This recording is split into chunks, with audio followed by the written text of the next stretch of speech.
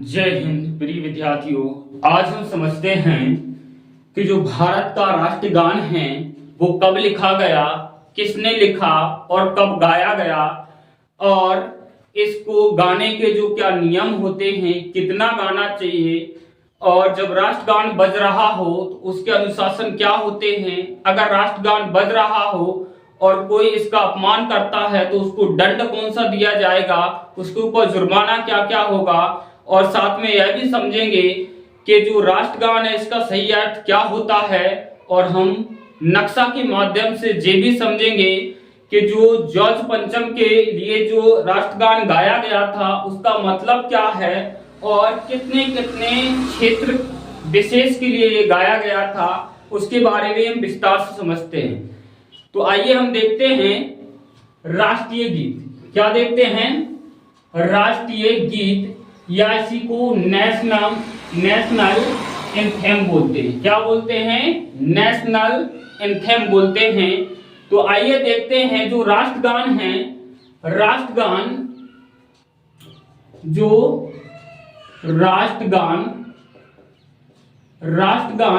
अगर हम देखते हैं कि इनके रचयिता कौन से हैं तो राष्ट्रगान रविंद्रनाथ। क्या है? राष्ट्रगान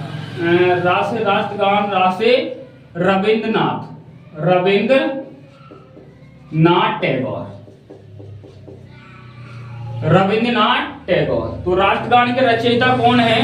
रविंद्रनाथ टैगोर है। राष्ट्रगान के रचयिता कौन है? रविंद्रनाथ टैगोर है। अब जो राष्ट्रगान है लिया कहां से गया था, तो एक कविता है जिस कविता का नाम है यहाँ पर तत्वबोधिनी। कौन सी है? तत्वबोधिनी नामक कविता से लिया गया था। तत्वबोधिनी नामक कविता से लिया गया था। इसमें पूरी कविता को नहीं लिया गया था, ओनली इसमें से 13 जो पंक्ति थी, 13 लाइनों को ही लिया गया था।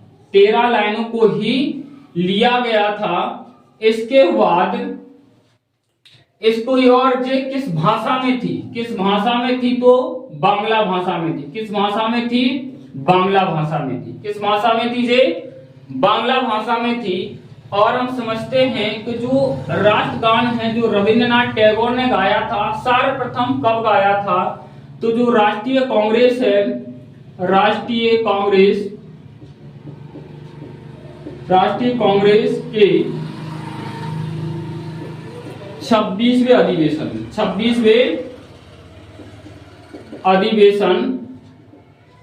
27 दिसंबर 1911 में कब गाया गया था? 27 दिसंबर। और कौन सा था? 26वां था।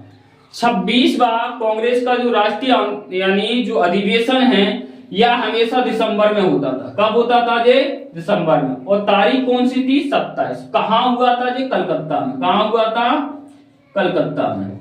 कहाँ हुआ था? जे कलकत्ता में। इसको सर्वप्रथम किसने गाया था? रविंद्रनाथ टैगोर ने गाया था। किसने गाया था? रविंद्रनाथ टैगोर ने गाया था। और किसके स्वागत में गाया था? तो जो अंग्रेज का राजा था जॉर्ज पंचम। क्या नाम था इनका? जॉर्ज पंचम। तो जॉर्ज पंचम के स्वागत में गाया गया था। जॉर्ज पंचम के स्वागत में गाया गया था। तो यहां से आते हैं जो राष्ट्रगान है, राष्ट्रगान के रचयिता है रविंद्रनाथ टैगोर है। कहां से लिया गया है? तत्वबोधिनी कविता से लिया गया है। कितनी पंक्ति ली गई है? ओनली 13 पंक्तियों को लिया गया है। और किस भाषा में था? जी बांग्ला भाषा में। किस भाषा में था? बांग्ला भाषा में। जो राष्ट्रीय कांग्रेस का जो अधिवेशन है, राष्ट्रीय कांग्रेस का जो 26वां अधिवेशन है, ये कहाँ हुआ था? कलकत्ता में हुआ था। कब हुआ था? 27 दिसंबर 1911 में। किसके सम्मान में गाया गया था? तो जो अंग्रेज का जो राजा था जॉर्ज पंचम, भारत में जो आए हुए थे उस समय बहुत महत्वपूर्ण बदलाव हुए थे। बदलाव क्या हुआ था कि जो उड़ीसा है, उड़ीसा को एक राज्य का दर्जा दिया गया था। और 1911 में बंगाल विभाजन को रद्द किया गया था। 1911 में क्या किया गया था? बंगाल विभाजन को रद्द किया गया था। और जो तीसरा सबसे जो महत्वपूर्ण यानी बदलाव था, जो कलकत्ता से राजधानी दिल्ली स्थानांतरण करने की घोषणा की गई थी। कलकत्ता से कहा की गई थी? दिल्ली। तो क्वेश्चन आता है कि भारत की जो प्रथम जो राजधानी थी वो कहाँ थी? कोलकाता थी या कलकत्ता थी? इसकी दिल्ली जो राजधानी कब बनी? 1911 और 12 में। 11 में घोषणा हो चुकी थी और 12 में जब दिल्ली दरबार लगा था तो उसी समय इनको यानी कलकत्ता से दिल्ली स्थानांतरण किया गया था। तो आइए हम देखते हैं और इसके जो महत्वपूर्ण फैक्ट हैं राष्ट्रगान से। जो राष्ट्रगान को सर्वप्रथम जो कब गाया गया था? 1911 में। कहां पर? कलकत्ता में। किस अधिवेशन में? कांग्रेस के अधिवेशन में। कब गाया गया था? 27 दिसंबर को। किसके सम्मान में? जॉर्ज पंचम के सम्मान में। किसके सम्मान में गाया गया था? जॉर्ज पंचम के सम्मान में गाया गया था। और इसको जो सर्वप्रथम है जो एक और बहुत ही महत्वपूर्ण जो भारत की आजादी में बहुत महत्वपूर्ण भूमिका जिन्हें निभाई है, ठीक है, बहुत महत्वपूर्ण भूमिका जो निभाई है सुभाष चंद्र बोस। कौन है? सुभाष चंद्र बोस, जो अंग्रेजों का यानी हमेशा दांत खट्टे ही करता रहा। तो अंग्रेजों के जिनने दांत खट्टे किए और बहुत बड़ी एक सेना का गठन किया गया था, लेकिन कांग्रेस की और सुभाष चंद्र बोस की बिल्कुल जमती नहीं थी। लेकिन सुभाष चंद्र बोस ने कहीं ना कहीं एक महिला से इसको गुनगुनाते हुए राष्ट्रगान को, जनगण मन को उन्हें सुना। तो उन्हें जैसे ही सुना और सुनने में उन्हें देखा कि यार धुन बहुत ही प्यारी है, धुन क्या है? बहुत ही प्यारी है। उसका हिंदी में जो अनुवाद करवाया गया और अपने जो हिंद फौज की जो स्थापना थी, जो उन्होंने अपने सैनिकों के सामने इसको गाया और उनमें बहुत ही भयंकर जोश आ गया। जोश आया जिस प्रकार से, तो उन्होंने कहा ये तो बहुत बढ़िया गीत है, कोई दिक्कत नहीं है, इसमें क्या है, लय भी बहती न, हर एक चीज बहती में, कोई दिक्कत नहीं है। लेकिन बाद में जब यानी गांधी जी भी चाहते थे कि कोई ऐसा देश का राष्ट्रगान होना चाहिए जिसको क्या है पूरा हर एक चीज, सभी चीजें उसमें समाहित हो, किसी प्रकार का भेदभाव नहीं हो और उसको एक बेहतरीन एक ही लय में गाया जाए, अलग अलग नहीं गाया जाए। तो इसको अगर हम देखते हैं कि जो राष्ट्रगान को जो राष्ट्रगान को गाने में कितना समय लगता है, तो 52 सेकंड। कितना समय लगता है? 52 सेकंड में गाया जाता है। कि इसमें क्या है? अच्छा जी, 52 सेकंड में क्यों गाया जाता है? इसलिए गाया जाता है क्योंकि उसका सही सही उच्चारण आए। ऐसा नहीं कि तुम जब चाहे तब तक गाते रहो, कुछ भी गाते रहो। तो 52 सेकंड में। लेकिन अगर विशेष परिस्थिति आ जाए तो इसको 20 सेकंड में भी हम गा सकते हैं। अगर विशेष परिस्थिति आ जाए तो इसको 20 सेकंड में भी गा सकते हैं। और 20 सेकंड में हम सिर्फ प्रथम पंक्ति और अंतिम पंक्ति को ही हम गाकर इनको खत्म कर सकते हैं। प्रथम पंक्ति और अंतिम पंक्ति ही गाकर हम खत्म कर सकते हैं। और इसके बाद जो राष्ट्रगान है, राष्ट्रगान को जो अपनाया गया था, राष्ट्रगान को जो अपनाया गया था 24 जनवरी 1950 को। राष्ट्रगान को कब अपनाया गया था? 24 जनवरी 1950 में। राष्ट्रगान को कब अपनाया गया? 24 जनवरी 1950 में। लेकिन यहां पर जो रविन्द्रनाथ टैगोर थे, रविन्द्रनाथ टैगोर ने 1921 में इसका अनुवाद करवाया। इसका अंग्रेजी में जो अनुवाद करवाया, अंग्रेजी में इसका नाम जो किया गया द मॉर्निंग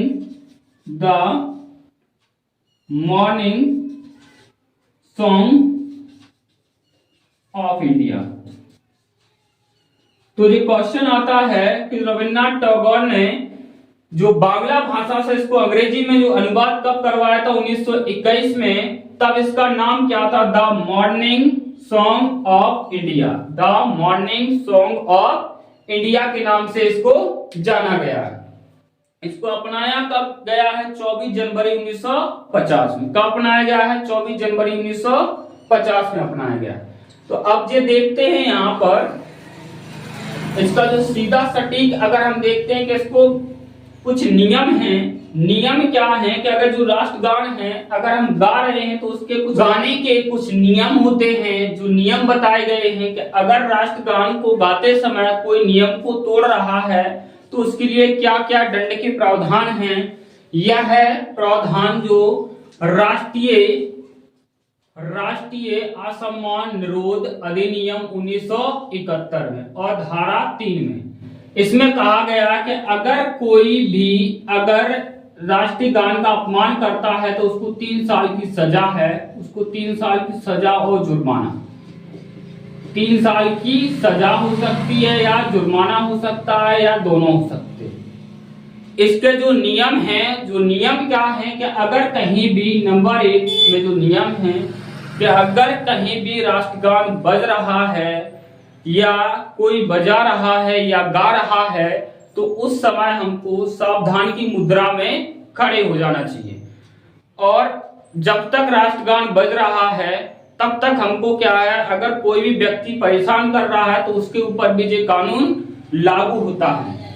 नेक्स्ट है कि यहाँ पर जो राष्ट्रगान है इसको सही उच्चारण में गाया जाता है, राष्ट्रगान को सही उच्चारण में गाया जाता है। कुछ भी ऐसा नहीं कि जो चाहे वो आप गा दो, आपको सही उच्चारण में इसको गाना होगा। वो उच्चारण क्या है यहाँ पर कि जन गण मन अधिनायक जय हे, भारत भाग्य विधाता, पंजाब सिंध गुजरात मराठा, द्रावड़ उत्कल बंग, विंध्य हिमाचल यमुना गंगा, उच्छल जलति तिरंगा, तब शुभ नामे जागे, तब शुभ आशीष मांगे, गाए तब जय गाथा, जनगण मंगल दायक जय है, भारत भाग्य विधाता, जय हे जय हे जय हे।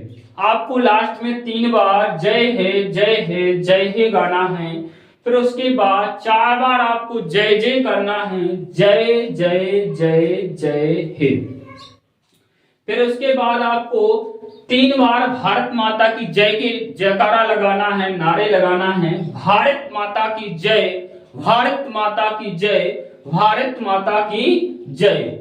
इस प्रकार हमारी जो 13 पंक्तियां हैं वो कंप्लीट होती हैं। इन 13 पंक्तियों का जो सीधा सीधा अर्थ है जन गण मन अधिनायक जय है, कि जन मतलब क्या है, लोग, जन गण, गण यानी हमारा पूरा यानी जो क्षेत्र है, जनपद है, उन जनपदों में जन गण मन अधिनायक जय, आपकी जय हो। क्योंकि ये सीधा सीधा जॉर्ज पंचम के स्वागत में गाया गया है और उस समय इसका नाम क्या था, भारत भाग्य विधाता नामक एक कविता थी, उस कविता से जो लिया गया था तो इसका नाम भारत भाग्य विधाता, के आप क्या हो, भारत के भाग्य विधाता हो, पालनहार हो।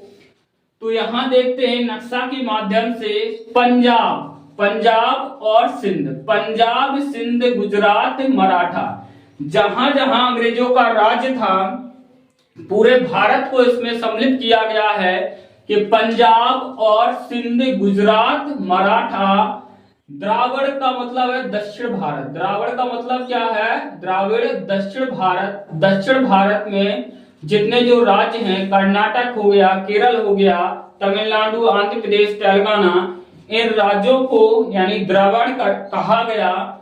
उत्कल यानी उड़ीसा, वंग यानी बंगाल, विंध्य हिमाचल यमुना गंगा, और विंध्य अर्थात क्या है, मध्य प्रदेश का जो इलाका है, मध्य प्रदेश का जो इलाका है इसको विंध्य कहा गया है।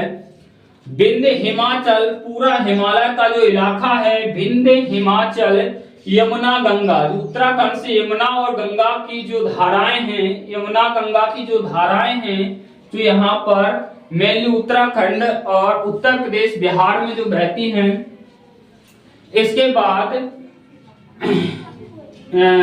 क्या नाम है, यमुना गंगा ओझल जलति तिरंगा, ओझल यानी जलति तिरंगा, यह तिरंगा पूरे यानी देश में यानी चल रहा है। तब शुभ आशीष मांगे, आपसे आशीष मांग रहे, आपसे आशीर्वाद मांगता है। तब शुभ गाए तब जय गाथा, तब आपकी जय जयकार हो रही है। जन गण मंगल दायक जया है, जन यानी जनगण यानी जन जन में, गण यानी जो जनपद हैं, मंगल दायक जय है, आपकी मंगल दायक जया है। भारत भाग्य विधाता, आप भारत के भाग्य विधाता हो। जय हे जय हे जय जय जय जय है।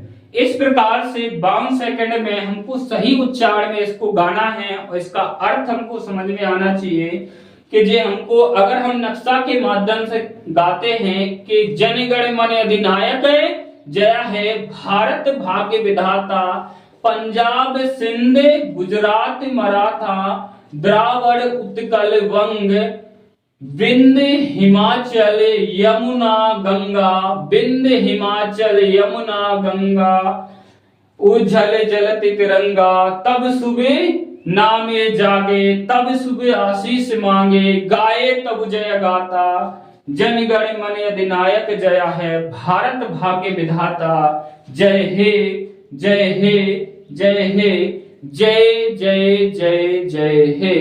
भारत माता की जय, भारत माता की जय, भारत माता की जय।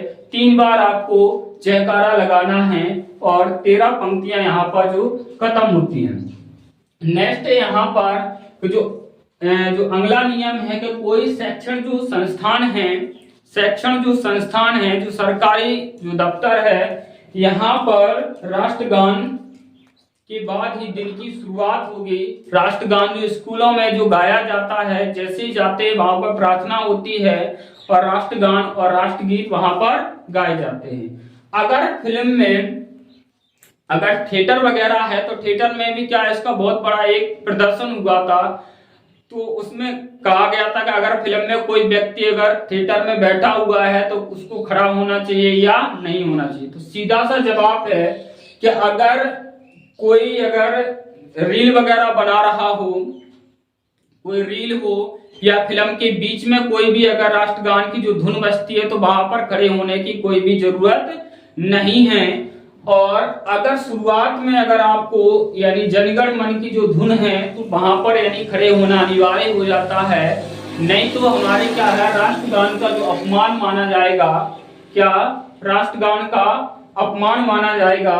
तो इस प्रकार से इनके कुछ जो नियम हैं उनको फॉलो करना है और हर भारतीय का जो कर्तव्य होता है कि हमको अपने राष्ट्रगान और राष्ट्रगीत के प्रति उत्तरदायी होना चाहिए और हमको पता होना चाहिए कि इसका सही अर्थ क्या है।